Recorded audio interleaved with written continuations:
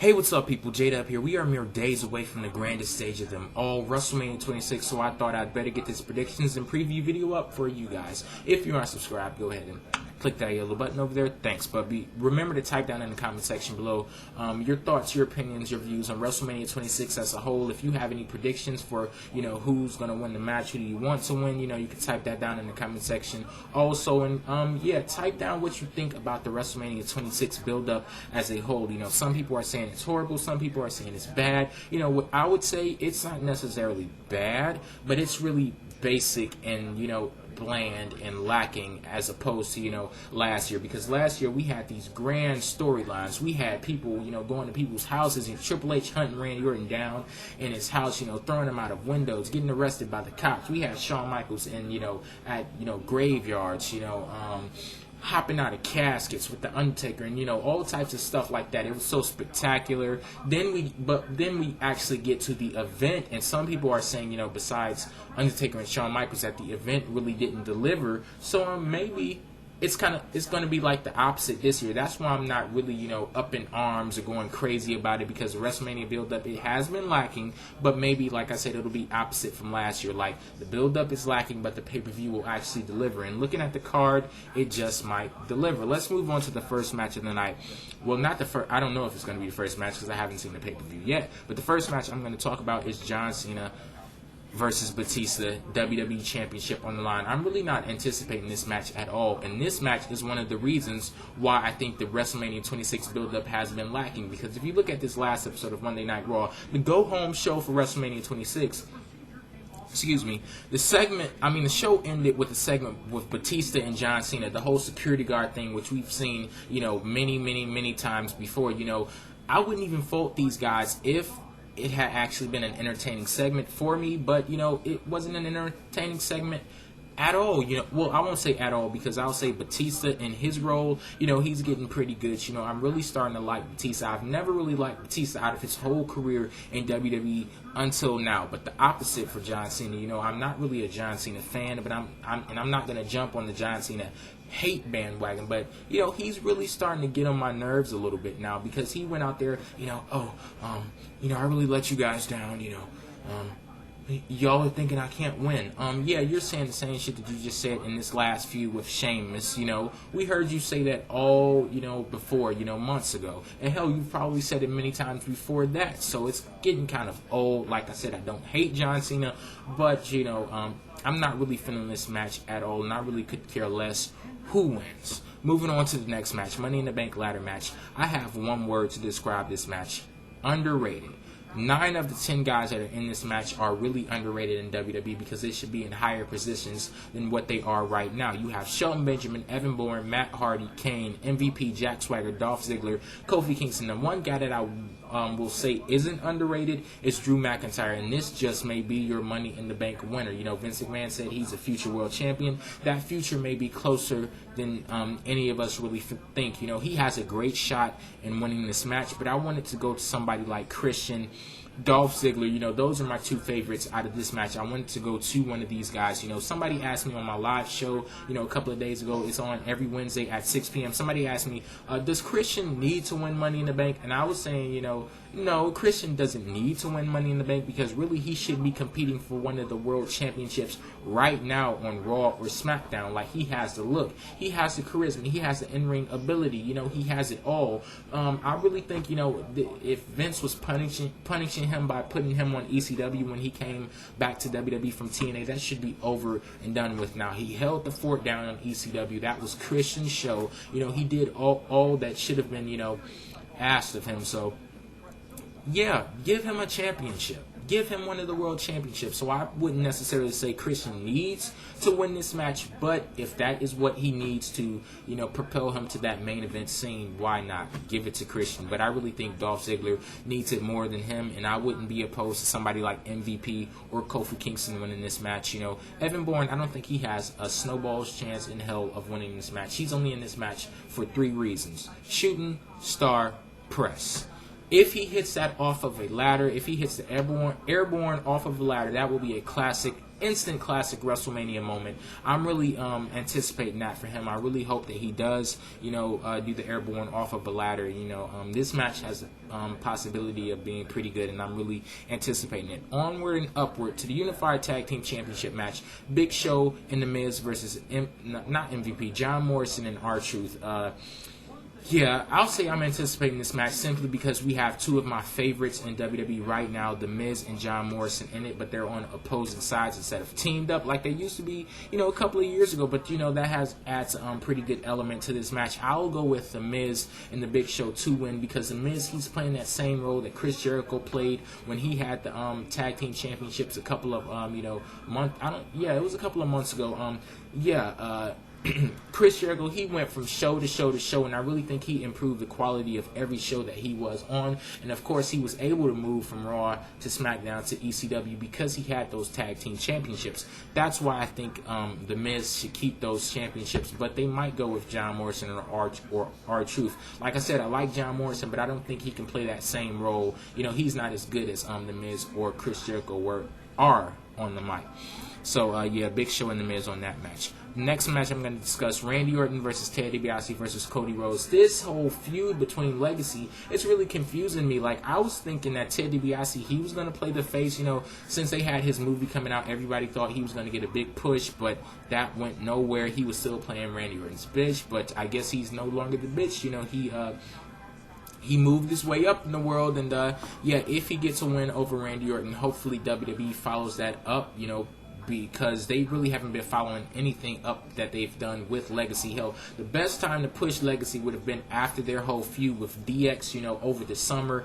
That went nowhere. That went nowhere at all. I mean, they severely mishandled Legacy, and, what's to say that they won't do the same thing after this match? I'm going to go with either Randy Orton or Ted DiBiase to win this match. Cody Rhodes, he's going to get caught up in the fray. I don't think he has a snowball's chance in hell of winning this match.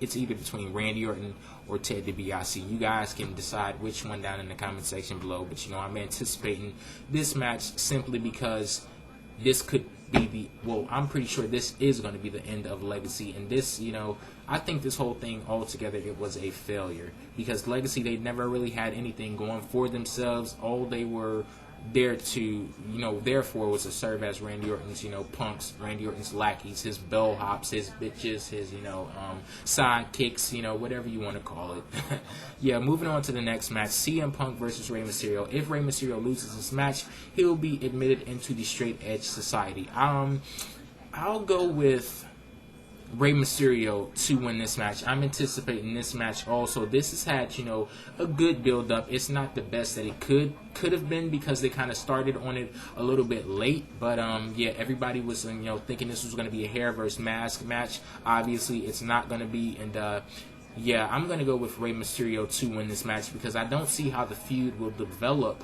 if Rey Mysterio is admitted into the Straight Edge Society. I don't see how it can progress, further, after that. But you guys, you have any suggestions? Type down in the comment section below. Next match I'm going to discuss, a hotly contested match.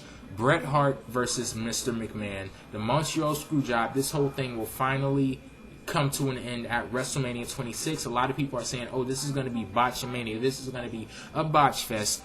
Possibly, we have a 60-year-old guy on one side, and on the other side we have a retired wrestler who's had a stroke. And so if you guys are expecting this match to be a 5-star technical match, you're going to be disappointed. If you're expecting the Bret Hart of 10, 15 years ago, you're going to be disappointed. Do not expect those things, because like I said, 60-year-old guy, stroke victim.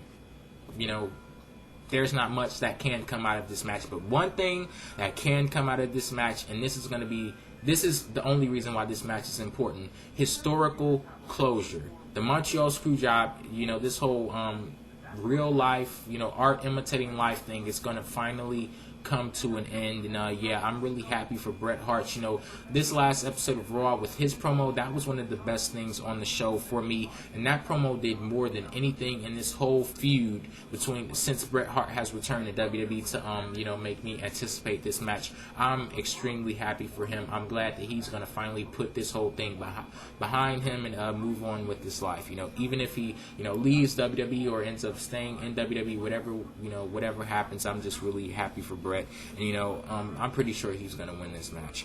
Next match I'm going to discuss, the World Heavyweight Championship match, Chris Jericho versus Edge. This match, again, the build-up has been pretty lacking. Nothing spectacular has come out of this. I'm not really liking Edge as a face, and I really didn't like him as the cowardly heel either. But, yeah, I'm pretty sure these two guys are going to tear the house down in their match, or at least I'm hoping that they will, you know. So, yeah, I guess it'll kind of be like the opposite of last year's WWE Championship match, where you had the great build-up, but the match didn't really deliver. This may be the opposite.